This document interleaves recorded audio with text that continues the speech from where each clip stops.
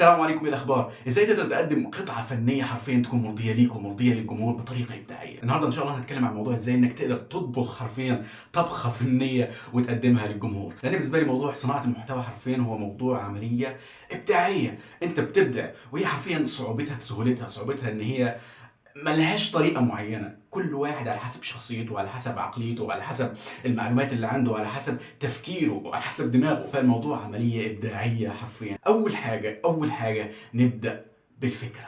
ازاي انك تلاقي فكرة؟ حرفيا اي فكرة حواليك ما تستصغرهاش، ما تستصغرش من الفكرة اللي انت هتصورها، اي فكرة ممكن تطلع منها بموضوع. حرفيا التراب نفسه، لو انت عملت موضوع عن جات لك فكره عن الغبار والتراب ممكن تطلع منها بموضوع. الكوبايه اللي قدامك على المكتب ممكن تطلع منها بموضوع. حرفيا انت ممكن تشوف الموضوع سخيف دلوقتي، ولكن انت لما تبحث وتدور ممكن تطلع من اقل حاجه حواليك فكره. ودي من احد الغلطات اللي انا كنت برتكبها. حرفيا انا مش واثق ان الفكره دي ممكن يطلع منها حاجه، اي فكره ممكن تطلع من قدامها حاجه. فموضوع الافكار مهمه جدا، خلي معاك نوته او على كيب نوتس، اي افكار تجيلك دون الفكره دي، مهم جدا دون الفكره واكتبها. نيجي بقى لتاني حاجه واهم حاجه وشاغل ذهن صناع محتوى كتير، اللي هو ازاي اعمل السكريبت. انا دلوقتي جات الفكره ومعايا الموضوع، ازاي اعمل سكريبت؟ واحده من الحاجات حرفيا اللي انا ذكرتها في فيديو قبل كده اللي هو انه التحضير هو التفكير. انت دلوقتي اصلا الموضوع كله مش عباره عن الورقه والقلم اللي قدامك يلا هكتب سكريبت دلوقتي. الموضوع مش عباره عن كده، الموضوع كله عباره عن دماغك،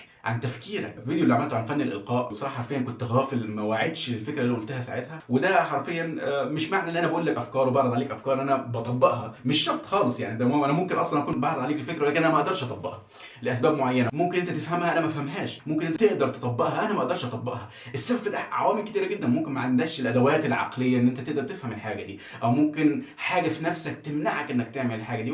هضرب مثال بسيط، يعني اتنين اتخاصموا مع بعض، في حديث بيقول انه خيركم الافضل ان هو بيبدا بالسلام. هو عارف المعلومه دي وعنده، بس كبره اللي في نفسه منعه. وده مثال بسيط جدا، الموضوع ابعد من ده بكتير وليه عوامل كتيره جدا. فاللي ادركته ساعتها حرفيا في المقطع ده انه حرفيا الموضوع كله عباره عن تفكير. فما تستقلش بتفكيرك، ما تستقلش بان انت ممكن حرفيا اقل حاجه تطلع منها فكره. وده صراحه بيديك حرفيا عفويه قدام الكاميرا. انت بتتكلم بعفويه، العفويه العقليه وانت بتفكر قدام الكاميرا دي ليها تاثيرها.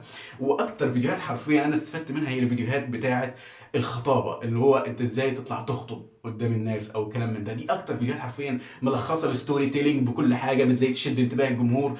كل حاجه لقيتها موجوده. اوه اللي بيتكلموا عنه اليوتيوبرز بيتكلموا عنه الخطباء بل بتفصيل اكتر وازاي تحضر. دي اكتر حرفيا اكتر فيديوهات استفدت منها حرفيا في موضوع التقديم. فالموضوع كله عباره عن تفكير، الموضوع كله عباره عن تفكير. حرفيا اكتر الفيديوهات اللي انا جابت مشاهدات على القناه وحرفيا ما كتبتش سكريبت، وكان من اطول الفيديوهات كمان، اللي هو موضوع الفرق بين التفكير والوسوسه او الثينكينج والاوفر ثينكينج، على حسب انت عايز تقولها ايه. انا حرفيا ما كتبتش سكريبت، السكريبت كله كان في دماغي رؤوس اقلام، لان الموضوع اخذ سنتين حرفيا بحاول ان انا ببحث في الموضوع واستقصي فيه وافهم المعاني سواء جوايا او افهم المعاني دي والكلام من ده. فالموضوع اخذ وقت طويل من التفكير. فحرفيا الموضوع بس كان عاوز ان انا افتح الحنفيه بس اكتب بس رؤوس اقلام قدامي برسمه السيكونس او تدرج الفيديو او سلسله الفيديو، سلسله افكار الفيديو تبقى ماشيه ازاي. رؤوس اقلام بس، وبعد كده انا هطلع اتكلم بعفويه. فاحلى حاجه واحسن حاجه وانا لقيت فيها حرفيا انا ببدع اكتر لما بعمل الموضوع ده، وبحس برضا عن الفيديو ان انا لما بعمل الموضوع عباره عن رؤوس اقلام، نقاط بس معينه، عناصر عن الفيديو هتكلم عن ده وعن ده وعن ده بعد بحث. بعد ما بدات الفكره جبت الفكره تبدا تبحث عن الفكره دي، طب هتكلم عن ايه وتفكر في الموضوع. يعني الموضوع حرفيا التحضير هو التفكير. ازاي ما وعدتش المعلومه دي ان التحضير هو التفكير، ولكن التحضير هو التفكير. الموضوع كله في دماغك، في دماغك. الموضوع متهيألي ده هيبقى اسهل بالنسبه للناس اللي هي من طبيعتها ان هي بتفكر، من طبيعتها ان هي ذكيه والكلام من ده. انا مش هقول لك انا من الشخصيات دي. يعني انا في ثالثه ثانوي جبت مثلا 84 وبالعافيه الحمد لله، ربنا سترها علينا. وحرفيا في الدروس يعني اللي اكتشفته انا لما كنت بحضر دروس والكلام ده انا ما كنتش بفهم في الدروس. انا احب اقعد مع نفسي افهم الحاجه، مخمخ انا مع نفسي في الحاجه دي. ما اعرفش ازاي الناس اللي بتحضر واحد بيشرح لهم حاجه فهو يقعد يفكر بقى ويرسم خريطه في دماغه والكلام من ده. انا مش هقول لك انا من الناس الذكيه قوي يعني. حتى في الجامعه على طول كنت بذاكر اخر شهر، يعني ده طبيعتي حرفيا في الجامعه وفي الكليه وايا كان كنت بذاكر اخر شهر. في ناس بتحضر كورسات، الكورسات دي ساعات بتبقى مسجله وساعات بتشتريها مسجله وساعات بتروح تحضر في المكان او في السنتر ده. في ناس طبعها ان هي بتعرف تركز وذكيه ما شاء الله وبتركز مع المحاضر وبتسمع منه. انا بحب اقعد اسمع مع نفسي، الموضوع متسجل قدامي، باخد وقتي فيه، وفهم الحاجه، في فكره مثلا اتعرضت معايا افكر فيها، اخد وقتي، ما ابقاش متسرع والله هيتكلم هنا ما ينفعش افكر، او ما ينفعش مثلا اخد انا جنبي مع نفسي في افكار، فلو سرحت او حصل اي حاجه اقدر ارجع تاني واعيد المقطع كذا مره. وهو كمان بيبقى الوقت ساعتها ضيق عشان الامتحان قرب خلاص، فانا هضيع ساعه واروح رايح جاي والكلام من ده، ولا اقعد مع نفسي. انا بحب اقعد مع نفسي واذاكر مع نفسي احسن. دي حاجه انا اكتشفتها عن نفسي حرفيا. فما يوقفكش تقول انت والله انا مش ذكي او انت ذكي. حرفيا الانسان الذكي لو قاعد في بيئه ما بيشغلش فيها دماغه حرفيا ذهنه هيتبلد. ونفس القصه الشخص اللي هو مش ذكي ولكن مقنع نفسه من جوه ان هو ذكي وبيفكر، يعني ما يوصلش لمرحله التكبر. لو انت اقنعت نفسك انك ذكي لدرجه ان انت تتكبر، مش هتفهم معلومات، ونفسك ساعتها هتاثر على عقلك انك مش هتشغل دماغك. هتشغل دماغك ليه وانت اصلا انت ذكي؟ فالموضوع كله ما يتوقفش والله عشان في طباع في نفسك معينه فتوقفك انك تعمل قرار معين، او انت ما عندكش القدره الذهنيه والكلام من ده. الموضوع كله قرار منك انت. اللي موقفك هو قرار. ممكن يكون سهل لبعض الناس، وممكن يكون صعب لبعض الناس، وممكن يكون حرفيا شبه مستحيل لبعض الناس، ولكن الموضوع كله في النهايه هو قرار انت بتاخده. حتى لو الحاجه كانت صعبه، يعني أنا الموضوع ده عموما في الحياه، الحاجه لو كانت صعبه وانت قدرتك ما تقدرش عليها، بس مع شغلك على نفسك لما تتخطى الحاجه دي انت هتقوى وهتضيف لك حاجه. ثالث حاجه حرفيا واهم حاجه، وانا بالنسبه لي موضوع الفيديو ده هو الكور بتاعها، اللي هو حاول تحافظ على اتزان نفسك في التصوير. حاول تحافظ على اتزان نفسك وطمأنينة نفسك، وانك تعمل الموضوع بحب. ليه؟ لان اي انفعالات من نفسك تخش على عقلك حرفيا الموضوع ده هيقطع سلسله افكارك، او هيخليك مش راضي على الفيديو، او هيخليك تنسى انت المفروض تتكلم عن ايه. خلي العقل دايما هو المقدم عن العاطفه، وهو اللي بيقيس تطلع امتى حماس، تتكلم امتى، والله في شعور طالع بزياده مثلا تتحكم فيه. وانا حرفيا بربط حرفيا الشخصيات اللي هي الهاديه، اللي من طبعها الهدوء، وهي اكتر شخصيات اعمالا للعقل. اكتر شخصيه بتفكر، مش شرط تكون ذكيه، بس ممكن يعني هي قابليه ان هي تبقى اذكى اكتر،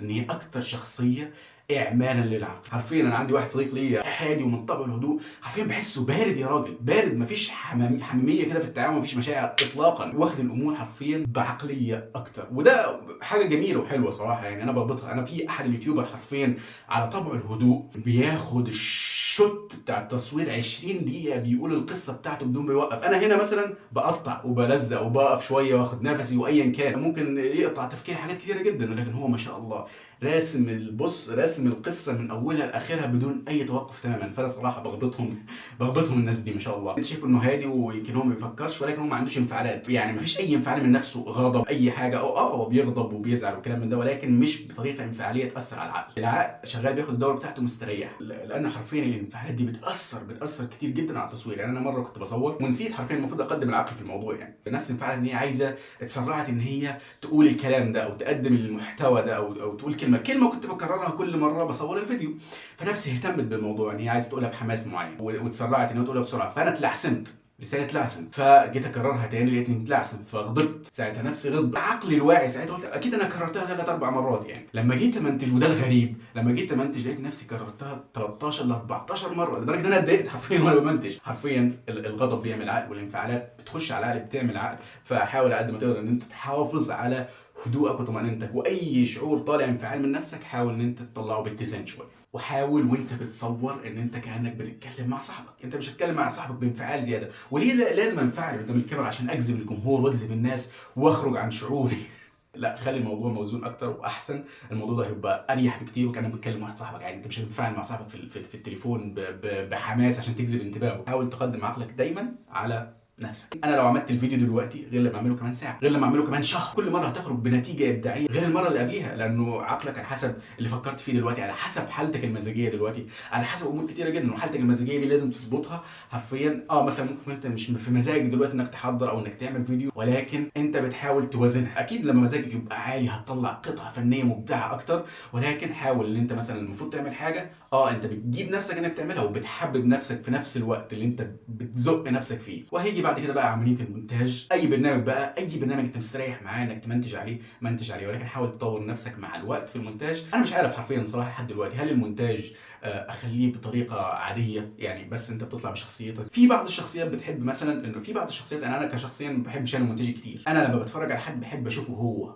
بحب اتفرج عليه هو بيقدم ازاي، بيعمل ازاي. ما بيفرقش معايا موضوع عرض الصور والكلام من ده، ولكن عرض الصور مهم جدا في انك تعرض الصور والكلام من ده، في جذب الانتباه، في توضيح الفكره بتاعتك اكتر. فعمليه المونتاج حرفيا محتاجه برضه تشتغل عليها واحده واحده، وتعمل لك الستايل بتاعك والاسلوب بتاعك الخاص. اهم حاجه عشان تعمل الفيديو الفكره، ما تصغرش اي فكره، اكتب اي فكره عندك اكتبها على ورقه. تاني حاجه السكريبت، حاول انت تاخد الموضوع، انا بالنسبه لي وشايف الموضوع الانسب وانه يخرج حرفيا بعمليه عقليه عفويه، وموضوع يخرج بشخصيتك بعفويتك، ان انت حرفيا تكتب رؤوس اقلام. حرفيا الفيديو اللي انا بصوره ده انا ما كتبتش سكريبت فيه. انا بشوف ان انا اكتب سكريبت مثلا لو الموضوع هسيبه قدام شويه، قدامه مثلا كام اسبوع، انا هنسى اكيد النقاط المفروض اتكلم عنها. تالت حاجه وازن نفسك قدام الكاميرا، وحاول تحس ان انت بتكلم صاحبك. حاول تحس انك بتعمل الموضوع بحب اكتر، بعفويه من نفسك وانت حابب الموضوع ده هيخرج للجمهور. يعني حط صاحبك قدامك حط صاحبك قدامك، او تخيل انك بتكلمه في التليفون او ايا كان، الموضوع هيخرج بعفويه اكتر. بس هنا نكون وصلنا لنهايه الفيديو. اتمنى ان هو حرفيا تكون استفدت حاجه او يفيدك حرفيا في صناعه المحتوى بتاعك، ما يوقفكش اي حاجه، ما يبقاش عندك قله ثقه في نفسك انك تبدا. حتى لو انت خايف ان انت مثلا ما تعملش نفس الصوره اللي في دماغك، ابدا. ما تخليش عدم ثقتك في نفسك او خوفك، او ان انت مثلا شايف ان انت ما تقدرش تعمل الحاجه دي، وما تقدرش تفكر، وما تقدرش كذا، الحاجات دي توقفك. انت تقدر تطلع الموضوع باسلوبك انت، بطريقتك انت، بشخصيتك انت، وبتتطور. شخصيتك اصلا كده كده بتتغير مع الوقت، فهيبقى التطور اكتر واكبر مع الوقت. ما تنساش انك تاخد كام لفه كده في القناه قبل ما تطلع، واشوفكم ان شاء الله في الفيديو الجاي. سلام.